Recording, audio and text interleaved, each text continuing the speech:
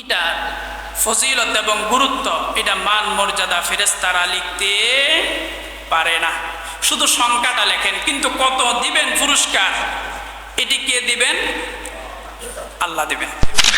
সওয়াবের আশায় আল্লাহকে রাজি খুশির জন্য খাঁটি নিয়তে রমজানুল মুবারকের রোজা রাখে আল্লাহ রাব্বুল আলামিন খুশি হয়ে তার জিন্দেগীর সমস্ত গুনাহ খাতাগুলি মাফ করে দেন। বলেন সুবহানাল্লাহ।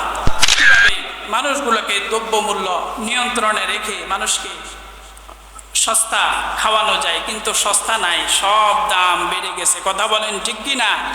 মিডল স্কুলিতে রমজান যখন আসে হাফ দামে বিক্রি হয়। বাংলাদেশে এত বেশি বরকতময়, রমজানের নাম শুনলে দাম 3 ডাবল 60 ডাবল হয়ে যায়। এরকম যারা বলছে, নবী করিম সাল্লাল্লাহু আলাইহি ওয়াসাল্লাম তাদের ব্যাপারে বলেছেন তারা কখনো নবীর উম্মত হতে পারে না। রমাদান হচ্ছে র মিম ধাতু থেকে উৎপত্তি। এর অর্থ হচ্ছে জ্বালানো, পোড়ানো, স্পর্শ করানো।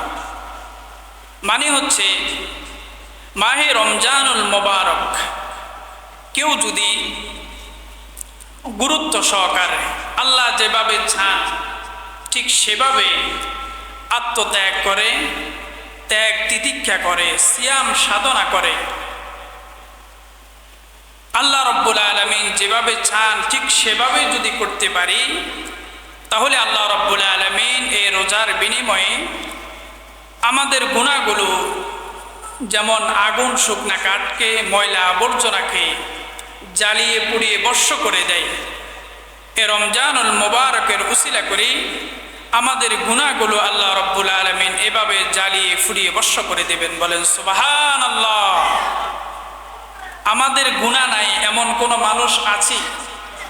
এমন কোনো মানুষ নাই, প্রত্যেক মানুষই গুনাহগার। হাদিসে নবী করিম সাল্লাল্লাহু আলাইহি ওয়াসাল্লাম বলেছেন, কুল্লু বনি আদম খাত্তাউন ওয়া খায়রুল খাত্তাইন আত-তাওয়াবুন। প্রত্যেক বনি আদম গুনাহগার, এমনকি আমাদের পিতা আদম আলাইহিস সালাতু ওয়াস সালাম আল্লাহ রাব্বুল আলামিনের সীমাকে লঙ্ঘন করেছেন।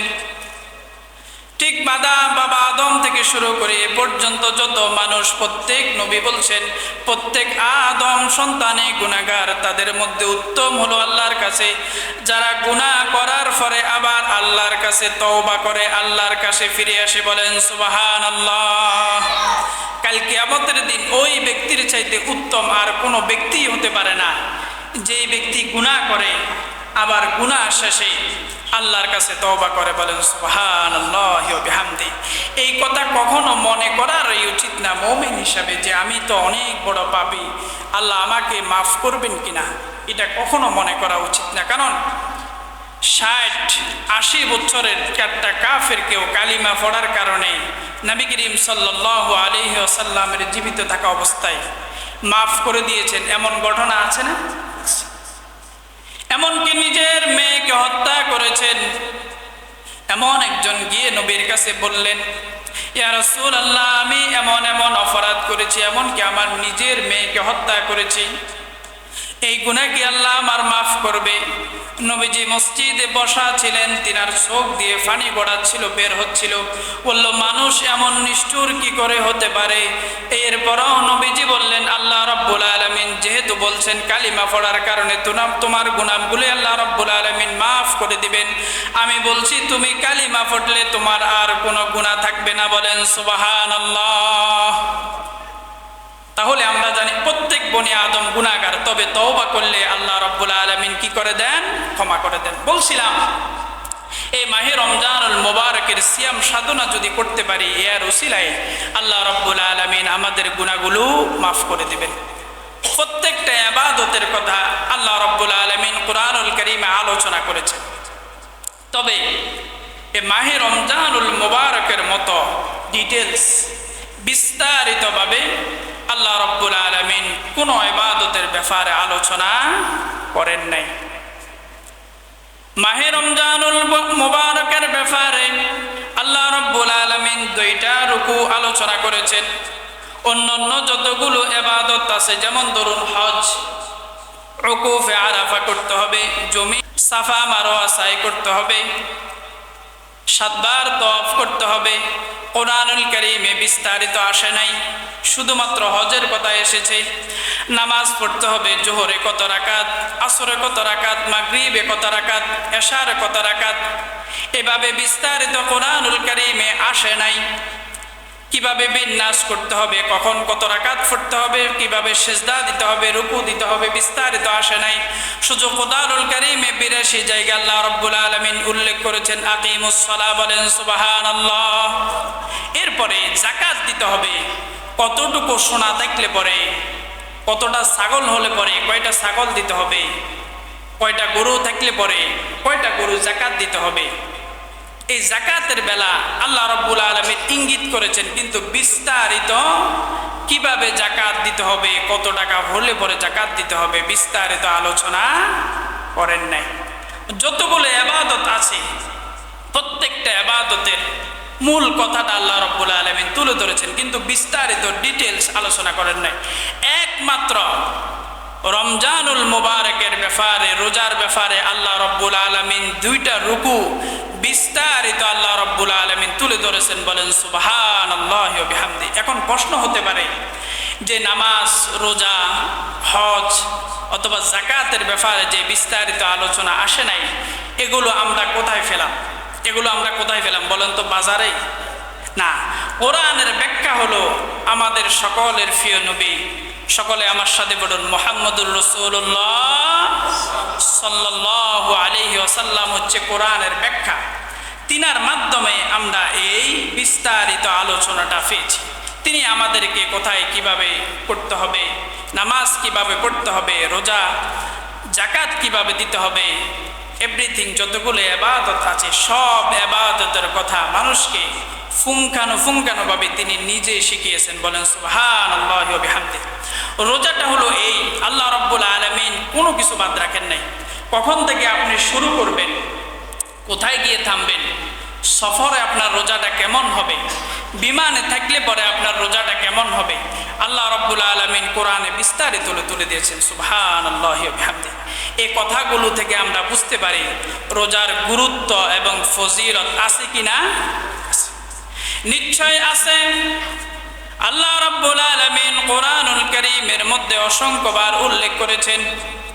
হাদিসে কুদসিতে আল্লাহ রাব্বুল আলামিন নিজেই বলছেন, লিস-সাইমি ফারহাতান, ফারহাতুন ইনদা ফিতরিহি ওয়া ফারহাতুন ইনদা লিকাই রাব্বিহ।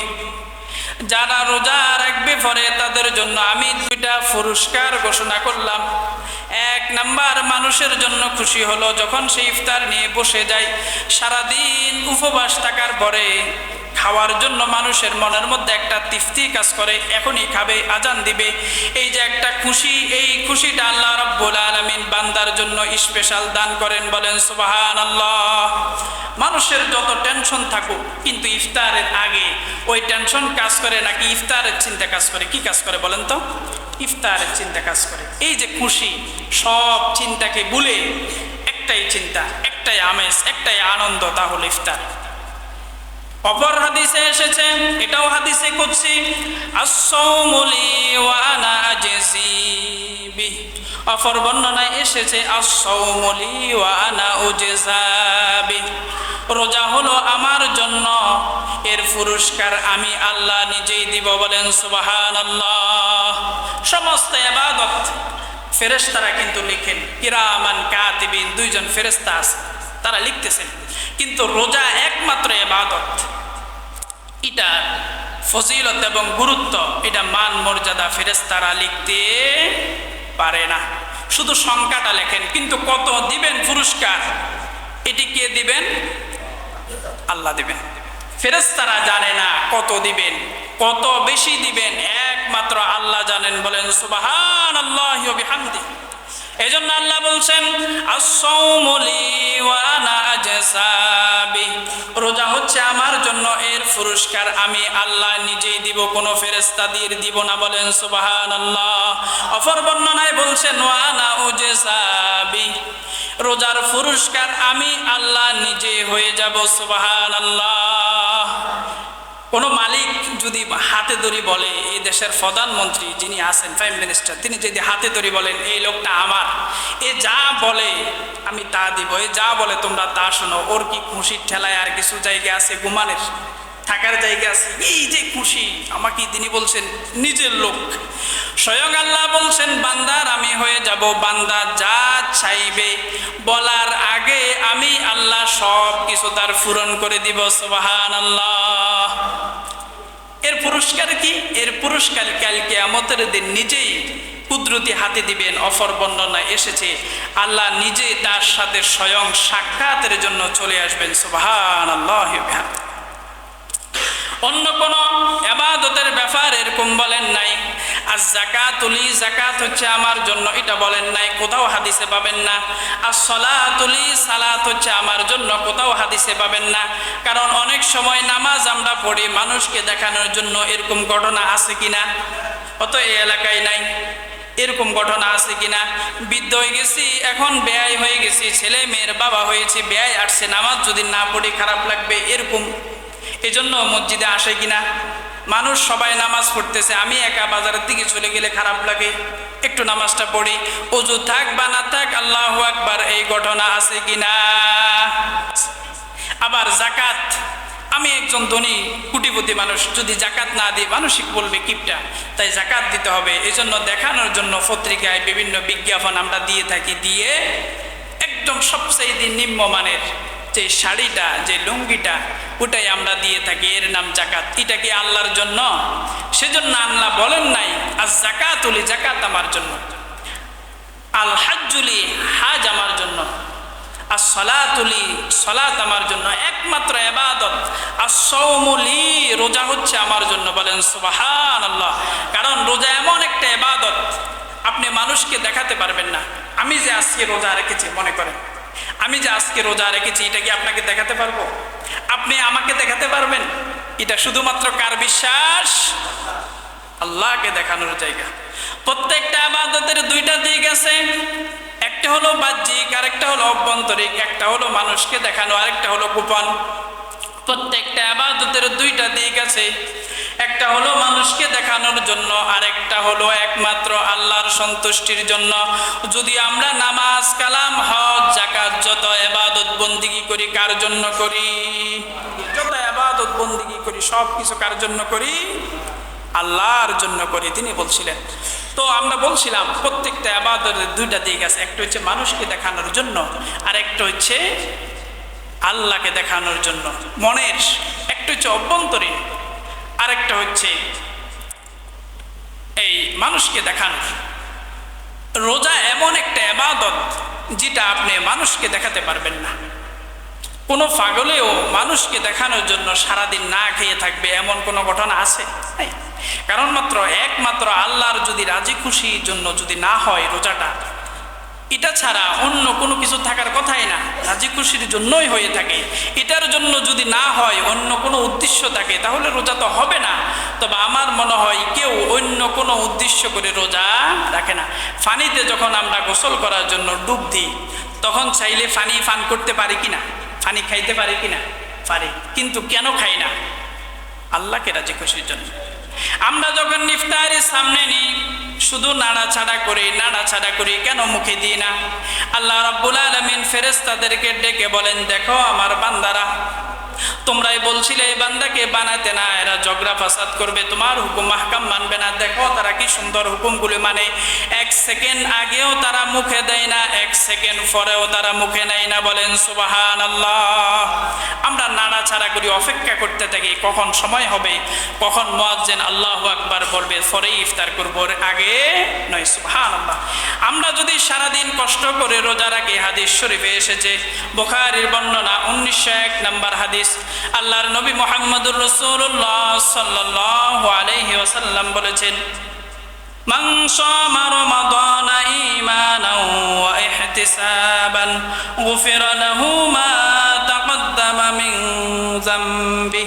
যে ব্যক্তি সওয়াবের আশায় আল্লাহকে রাজি খুশির জন্য খাঁটি নিয়তে রমজানুল মুবারকের রোজা রাখে, আল্লাহ রাব্বুল আলামিন খুশি হয়ে তার জিন্দেগির সমস্ত গুনাহ খাতাগুলি মাফ করে দেন। বলেন সুবহানাল্লাহ। এ মাহে রমজান যখন আসে তখন আল্লাহ রাব্বুল আলামিন 5টি প্রস্তুতি নেন। কয়টি প্রস্তুতি? 5টি প্রস্তুতি নেন। আল্লাহ যদি 5টি প্রস্তুতি নেন, আমাদেরও কিছু প্রস্তুতি নেওয়ার দরকার আছে কিনা? আল্লাহ রাব্বুল আলামিন কি প্রস্তুতি নেন হাদিস শরীফ থেকে বলছি। মিশকাতুল মাসাবির 3 নম্বর খণ্ড, হাদিস নাম্বার 1956 নম্বর হাদিস। সাইয়্যিদুল মুহাদ্দিসিন হযরত আবু হুরায়রা রাদিয়াল্লাহু তাআলা আনহু বলছেন, ইযা দাখালাত শাহরু রমাদান ফুতিহাত আবওয়াবুস সামা। আল্লাহ রাব্বুল আলামিন যখন মাহে রমজানুল মুবারক চলে আসে, তিনি 1 নাম্বার প্রস্তুতি হিসাবে গ্রহণ করেন, তা হলো আল্লাহ রাব্বুল আলামিন আকাশের দরজা সমূহ খুলে দেন। বলেন সুবহানাল্লাহ। আসমানের যে দরজা আছে আল্লাহ রাব্বুল আলামিন খুলে দেন। 2 নাম্বার প্রস্তুতি নেন ফুতিহাত আবওয়াবুল জান্নাহ। আল্লাহ রাব্বুল আলামিন 2 নাম্বার প্রস্তুতি হিসাবে গ্রহণ করেন, জান্নাতের দরজা সমূহ আল্লাহ রাব্বুল আলামিন খুলে দেন। সুবহানাল্লাহ। 3 নাম্বার প্রস্তুতি নেন ওয়াগুল্লিকাত আবওয়াবু জাহান্নাম। আল্লাহ রাব্বুল আলামিন এই মাহে রমজানুল মুবারকে জাহান্নামের দরজা সমূহ বন্ধ করে দেন। সুবহানাল্লাহি ওয়া বিহামদিহি। 4 নাম্বার প্রস্তুতি হিসাবে নেন উসুলসিলাতিশ শায়াতিন। আল্লাহ রাব্বুল আলামিন শয়তানকে শিকলবন্দি করেন যাতে মানুষকে ডিস্টার্ব করতে না পারে। প্রশ্ন হলো, রমজানুল মুবারকের দিনের বেলায় বিড়ি টানে এরকম মুসলমান আছে কিনা? শয়তান তো বাধা, ওরে কি করে দুষ্টামি করার সুযোগ দিল, কে দিল? প্রশ্ন হতে পারে কিনা? শয়তান যেহেতু বাধা, ও দিনের বেলায় কি করে ফান্তাবাত হোটেলে দুগে খায়, এরকম সুযোগ কে করে দিল শয়তান ছাড়া? প্রশ্ন হতে পারে কিনা? এবার আমার দিকে তাকান, উপরের দিকে একটু লক্ষ্য করুন, আমাদের মাথার উপরে কি ঘুরে? ফ্যান ঘুরে। ফ্যানটা যদি আপনি এখন স্টপ করে দেন, বন্ধ করে দেন, সঙ্গে সঙ্গে কি ফ্যান কি দাঁড়িয়ে যাবে? দাঁড়িয়ে কি ফ্যান যাবে? না, একটু ঘুরতে থাকবে। থাকবে কিনা বাবা? একটু লক্ষ্য করেন, মাথার কথাটা নেন। একটু ঘুরতে থাকবে, কিছুক্ষণ পর ফ্যানটা বন্ধ হবে। লগে লগে কি বন্ধ হবে? সঙ্গে সঙ্গে ফ্যান বন্ধ হবে না। ওই লোকটা 11 মাস বদমাশি করার কারণে তার নফসটা এমন হয়ে গেছে, শয়তান 11 মাসের চাবি টিপ দেওয়ার কারণে ওই 1টি মাস বন্ধ হওয়ার কারণেও তার ফরক ঘুরতে থাকে, সেজন্য সেই দুষ্টামি করতে থাকে। কথা বলেন ঠিক কিনা? উসুলসিলাতিশ শায়াতিন, শয়তানকে বন্দি রাখা হয়। তারপরেও যারা সিগারেট খায়, বুঝতে হবে শয়তান 11 মাস তাকে যেভাবে চাবি দিছে, ওই চাবি থেকে সে বের হতে আসতে পারে নাই। 5 নাম্বার আল্লাহ রাব্বুল আলামিন প্রস্তুতি নেন ওয়াফুতিহাত আবওয়াবুর রাহমাহ। আল্লাহ রাব্বুল আলামিন প্রত্যেক বান্দার জন্য রহমতের দরজা সমূহ আল্লাহ রাব্বুল আলামিন খুলে দেন। সুবহানাল্লাহ। আল্লাহ যদি প্রস্তুতি গ্রহণ করেন, আমাদের বান্দা হিসেবে আমরাও কিছু প্রস্তুতি নেওয়ার দরকার আছে কিনা? আল্লাহ 5টা প্রস্তুতি নিছেন, কিন্তু আমরা কি প্রস্তুতি নিই? আমরা মানুষ হিসাবে রমজান যখন আসে 1 নাম্বার প্রস্তুতি নিই। আমরা সাধারণ মানুষ যারা ছোলা, চিনি, বুট, খেজুর ইত্যাদি কিনি মজুত করি, যাতে রমজানে খাওয়া দাওয়ার জন্য অসুবিধা না হয়। এরকম ঘটনা আছে কিনা? হয়তো এই এলাকাতে নাই, ভিন্ন এলাকাতে আছে কিনা? আছে। 2 নাম্বার, অনেকেই আবার যারা পলিটিক্যাল পার্টি যারা করে, রাজনৈতিক ব্যক্তি যারা, তারা আবার তারিখ ঠিক করে কোন তারিখে কোন জায়গায় গিয়ে তাদের একটু নির্বাচনী প্রচারণা চালাবে। মানুষ যদি সাথে ইফতার করতে পারি, তাহলে মানুষ মনে করবে আমাদের নেতা রোজা এত বেশি রাখে, যেটা আমাদের আগে কেউ এরকম রোজা রাখি দেখাইতে পারে নাই। প্রত্যেক জায়গায় সুযোগ খুঁজে কোথায় গিয়ে একটু বক্তৃতা দেওয়া যাবে, কোথায় গিয়ে একটু বক্তৃতা দেওয়া যাবে, তারিখ ঠিক করে। আছে কি না? পলিটিক্যাল তাদের এই নিয়ত থাকে, এটাই প্রস্তুতি। এরপরে সরকারের একটা প্রস্তুতি থাকে, কিভাবে মানুষগুলোকে দ্রব্যমূল্য নিয়ন্ত্রণে রেখে মানুষকে সস্তা খাওয়ানো যায়, কিন্তু সস্তা নাই, সব দাম বেড়ে গেছে। কথা বলেন ঠিক কি না? মিডল স্কুলিতে রমজান যখন আসে হাফ দামে বিক্রি হয়। বাংলাদেশে এত বেশি বরকতময়, রমজানের নাম শুনলে দাম 3 ডাবল 4 ডাবল হয়ে যায়। এরকম যারা বলছে, নবী করিম সাল্লাল্লাহু আলাইহি ওয়াসাল্লাম তাদের ব্যাপারে বলেছেন, তারা কখনো নবীর উম্মত হতে পারে না। আপনি এটা মানুষের সাথে অবিচার করলেন, ইনসাফ করলেন না, আপনাকে এটা জবাবদিহি করতে হবে। ভাই, টাকা পয়সা নিয়ে কবরে যাবেন না, কাফনের তো কোনো পকেট নাই, কত টাকা দিয়ে মানুষ চলবে? একজন মানুষের চলতে কত টাকাই লাগে? 20, 30, 40, এর চাইতে বেশি লাগবে? একজন মানুষ প্রতিদিন কি গোস্ত খাওয়া সম্ভব? এটা তো স্বাস্থ্যকর না। সপ্তাহে একদিন খান, 2 দিন খান, এভাবে যদি খান 20, 25, 30 হাজারের বেশি লাগে না। কেন আপনি বেশি টাকা কামান? বেশি যারা কামাইছে তারা কি সুখে আছে? তারা সুখে নাই। যারা সাধারণ মানুষ তাদের চাইতে যারা কোটিপতি তারা বেশি সুখে নাই। এরপরে মিডিয়াতে একটা প্রস্তুতি থাকে, রমজানের প্রথম দিন, ঈদের প্রথম দিন, ঈদের দ্বিতীয় দিন, ঈদের তৃতীয় দিন কিভাবে মানুষকে নাটক সিনেমা দেখানো যায়, এরকম ঘটনা আছে কিনা?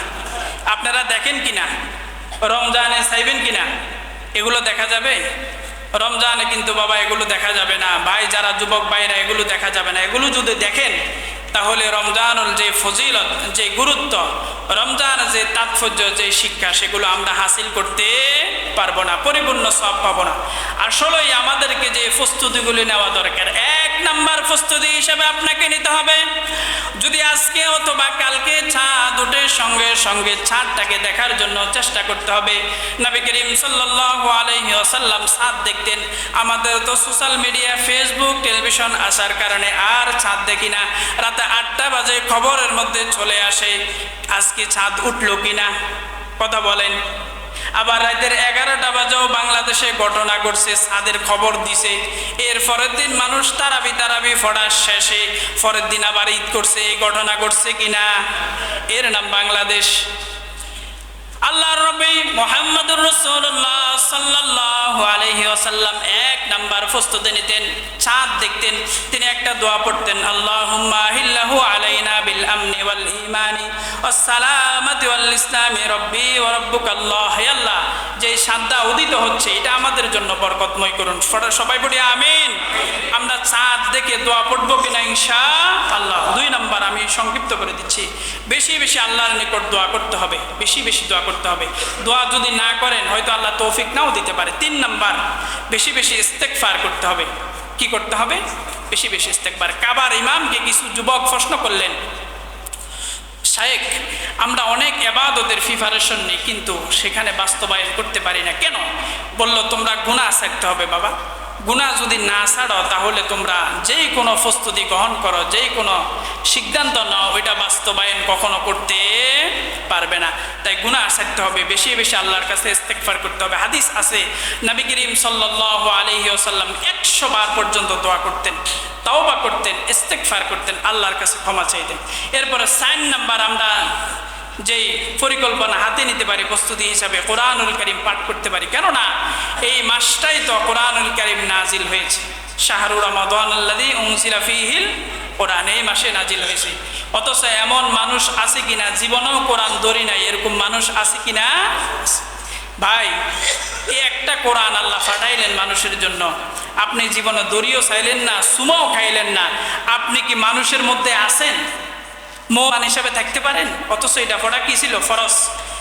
এরপরে 5 নাম্বার, জীবনের শেষ রমজান হিসাবে আমরা মনে করতে পারি, নইলে আপনি এই সাকসেসফুল হতে পারবেন না। 6 নাম্বার, তাহাজ্জুদ পড়ার চেষ্টা করুন, অন্তত 2 রাকাত। কত রাকাত? অন্তত 2 রাকাত খাওয়ার আগে তাহাজ্জুদ পড়ুন। এই তাহাজ্জুদ আপনাকে কোথায় নিয়ে যাবে আপনি কল্পনাও করতে পারবেন না। প্রত্যেক নবীর জীবনে তাহাজ্জুদ ফরজ ছিল, আমাদের জন্য নফল, সেজন্য আমরা কোনো খেয়াল করি না। এরপরে ইতিকাফ সবচাইতে গুরুত্বপূর্ণ। নবী করিম সাল্লাল্লাহু আলাইহি ওয়াসাল্লাম জীবনে একবারও ছাড়েন নাই, আর আপনি আমি মুসলমান জীবনে একবারও করি নাই। আমার সাথে নবীর সাথে মিল আছে? কোথায় গিয়ে দাঁড়ালো? নবী কোথায় আর আমি কোথায়? আমরা কি উম্মত হতে পারবো? জীবনে একবার হলো ইতিকাফ করার নিয়ত করুন এবং চেষ্টা করুন। 8 নাম্বার, খারাপ আড্ডা, কথাবার্তা, দোকানে সিবি, গান বাজনা, এগুলা থেকে বিরত থাকতে হবে।